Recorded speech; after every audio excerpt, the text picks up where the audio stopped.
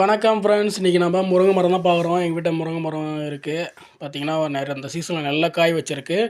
மாசி 20லேருந்து தை முள்ள காய் வைக்கிங்க. அந்த காயை வந்து நீங்கள் பயன்படுத்தும் போது ஆண்மைத்தன்மை குறைவாக இருக்க ஆண்களுக்கு வந்து விரைப்புத்தன்மை கூட்டக்கூடிய ஒரு பொருளாக விளங்குது.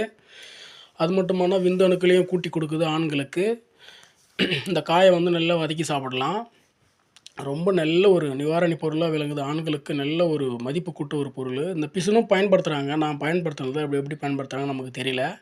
இந்த முத்தன மரமாக இருக்க பார்த்து அந்த பட்டையை எடுத்து பயன்படுத்தும் போது சளி பிடிச்சிட்டு இருக்கவங்க அந்த பட்டையை கொஞ்சம் செதுக்கி நல்லா நசுக்கி ஒரு துணியில் கட்டி மூக்கில் நுகரும் போது லைட்டாக ஜும்முன்னு இருக்குங்க, சுவ்வுன்னு இருக்கும். லைட்டாக மெதுவாக இழுக்கணும். பெரியவங்க கிட்ட கேட்டு தான் பயன்படுத்தணும். மண்டையில் இருக்கிற தண்ணியெல்லாம் கீழே இறக்கிடும். இந்த பூ பார்த்தீங்கன்னா வைக்கிற பூவெல்லாம் காய் கேட்குறதில்ல. நிறைய பூ கொட்டிடும். அந்த கொட்டிக்கிற பூவெல்லாம் பார்த்தாலே தெரியும் கொட்டிக்கிச்சு கையில். இப்போ அந்த கொட்டிக்கிற பூவெல்லாம் ஒரு 20 பூ 30 பூ வந்து கீழேருந்து பொறுக்கின்னு வந்து நல்லா அலசிட்டு நல்லா பூண்டை போட்டு நல்லா வதக்கி சாப்பிட்டிங்கன்னா நல்ல ஒரு ஆண்மைத்தன்மை கூட்டி கொடுக்குங்க. ஆண்களுக்கு விரைப்புத்தன்மை கூட்டி கொடுக்கும். கண்டிப்பாக மெதுவாக தான் செயல்படும். இயற்கையை பொறுத்தளவில் ஒரே நல்லா செயல்படாது. பாருங்கள் எவ்வளோ பூ வச்சுருக்கு. காயை பொறுத்தவரை எவ்வளோ வச்சுருக்கு பாருங்கள்.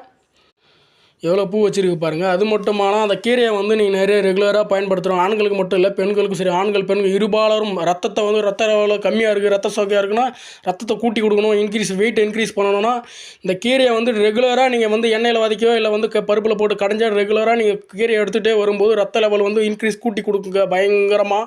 அது மட்டுமானால் இதனுடைய காய் பூவு மட்டை இந்த பட்டை எல்லாமே பயன்படுங்க இந்த முருங்கைக்கீரையில்.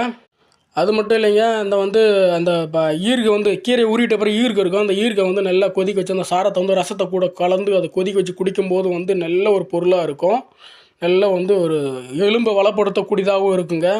எலும்புக்கு ரொம்ப வலு சேர்க்கக்கூடிய பொருள், மிகப்பெரிய பொருள் இதுதான் முருங்கை மரம்.